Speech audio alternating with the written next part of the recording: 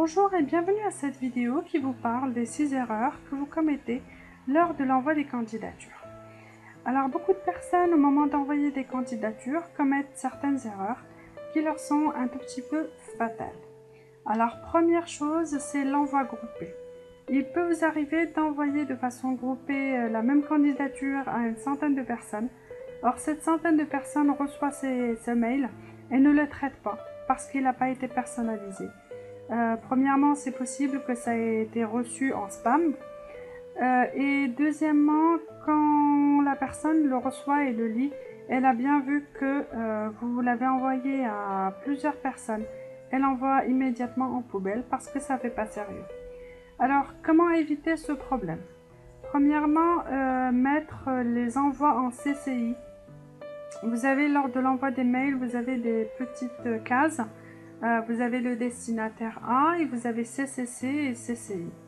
Alors c'est bien de faire CC caché et puis de mettre toutes les adresses des professionnels là-dedans. Après, les erreurs que vous pouvez commettre, c'est de cliquer sur Envoi.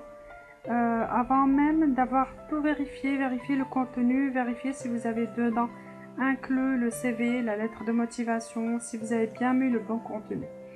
Donc cliquez sur Envoi avant d'avoir bien terminé de vérifier le mail. Il y a également une erreur qui est de ne pas spécifier le poste demandé. C'est-à-dire que vous envoyez la candidature sans spécifier exactement ce que vous voulez. Ça, le recruteur l'envoie directement en poubelle. On ne sait pas ce que vous voulez, on l'envoie en poubelle.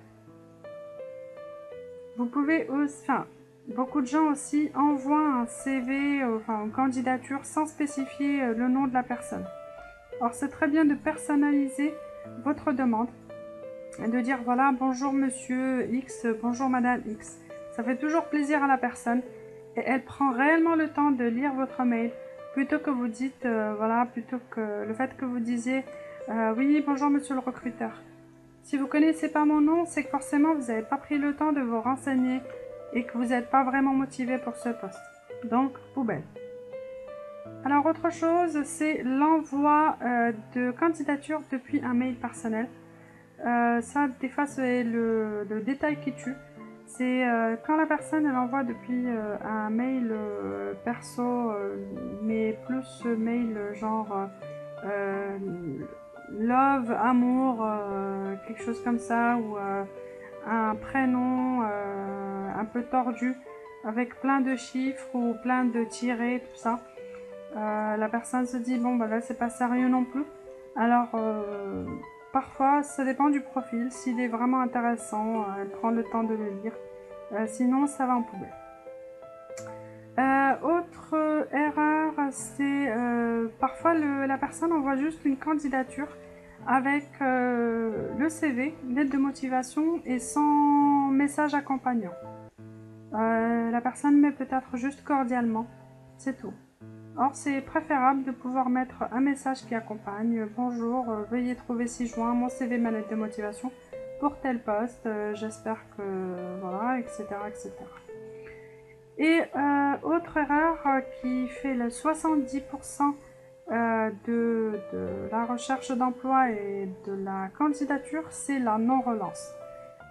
Comme vous devez le savoir, un recruteur, c'est quelqu'un qui est très occupé, il n'a pas que ça à faire. Il reçoit des centaines de messages. C'est très bien de pouvoir le relancer souvent, suite au premier message, jusqu'à ce qu'il vous réponde, pour savoir s'il a bien tenu compte de votre candidature et si celle-ci l'intéresse. Alors, apprenez réellement à noter les dates exactes dans lesquelles vous avez envoyé votre candidature pour pouvoir faire un suivi et faire une relance peut-être 4 jours plus tard, une semaine plus tard, selon le poste. Ou pouvoir même faire une relance par téléphone. Bonjour madame, je vous ai envoyé mon mail, j'espère que vous l'avez reçu. Voilà un petit peu pour les erreurs d'envoi de candidature. J'espère que vous en tiendrez compte, je vous en fais un mini résumé. Alors les erreurs sont l'envoi groupé, on ne spécifie pas le poste demandé, on n'a pas le bon nom de recruteur un envoi depuis le mail perso, un contenu vide, non-relance. Donc prenez compte de ces erreurs pour faire une belle candidature et un envoi sans faute. Donc je vous souhaite de trouver bientôt un travail et vous pouvez laisser un message en dessous de cette vidéo ou un commentaire.